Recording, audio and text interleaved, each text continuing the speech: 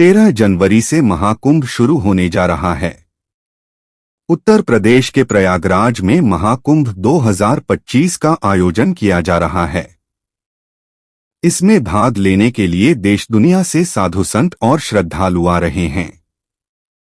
महाकुंभ का आयोजन 26 फरवरी तक किया जाएगा। इस बीच आजाद समाज पार्टी कांशीराम के राष्ट्रीय अध्यक्ष और सांसद चंद्रशेखर आजाद ने महाकुंभ को लेकर विवादित बयान दिया है। चंद्रशेखर ने बयान देते हुए कहा, महाकुंभ में वही लोग जाएंगे जिन्होंने पाप किए हैं। अब इस बयान पर जगद्गुरु शंकराचार्य स्वामी अविमुक्तेश्वरानंद सरस्वती महाराज ने प्रतिक्रिया दी है। शंकराचार्य ने सांसद के बयान पर प्रतिक्रिया देते हुए कहा, तो क्या इसका मतलब यह है कि महाकुंभ में केवल पापी ही आते हैं? तो यह कहने के पीछे उनका उद्देश्य क्या है कि यहाँ आने वाले सभी लोग पापी हैं और जो नहीं आए वे पवित्र आत्माएं हैं? उनका मतलब है कि जो लोग कुंभ में आते हैं वे पापी हैं और जो नहीं आते हैं वे पवित्र आत्मा हैं। तो आप महाकुंभ में आए हैं या नहीं? यदि वह पूर्णतया निर्दोष है तो ऐसी पवित्र आत्मा का दर्शन करना चाहिए। हम उनसे दर्शन देने का अनुरोध करते हैं। जगद्गुरु शंकराचार्य ने आगे कहा, हम अपनी आस्था के कारण यहाँ आए हैं और बहुत खुश हैं।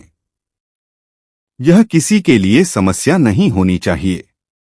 चंद्रशेखर के इस बयान के बाद बीजेपी की ओर से कड़ी प्रतिक्रिया आई है। यूपी सरकार के मंत्री दिनेश प्रताप सिंह ने तो यहां तक कह दिया था कि कुंभ पर चंद्रशेखर आजाद का बयान कौए जैसा है।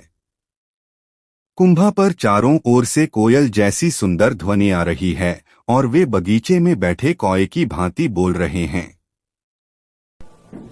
मतलब कुंभ में वही आया है जो पाप करता है। हाँ।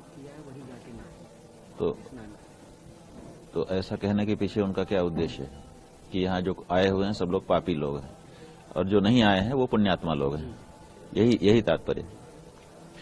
तो ये जो परिभाषा है ये विचार की चीज है।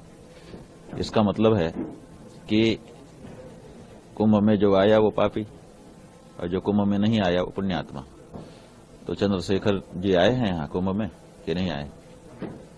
यहाँ आकर के वक्तव्य दिया है कि अपनी जगह पे रहकर? तो ठीक है, वो पुण्यात्मा होंगे। अगर पुण्यात्मा हो तो अच्छी बात है, हमें क्या बाधा है। और हम लोग यहाँ आए हैं तो निश्चित रूप से जाने अनजाने कोई दोष पाप होता है उसका निवारण यहाँ होता है, ऐसी हमारी श्रद्धा है और ऐसा हमारे शास्त्रों का उल्लेख है।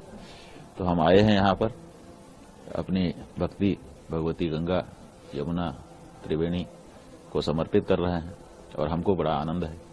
ठीक है, अगर हमारे कोई पाप हैं तो वो नष्ट हो जाएं, इसका अगर उद्योग हम कर रहे हैं तो इसमें किसी को कोई बाधा नहीं होनी चाहिए।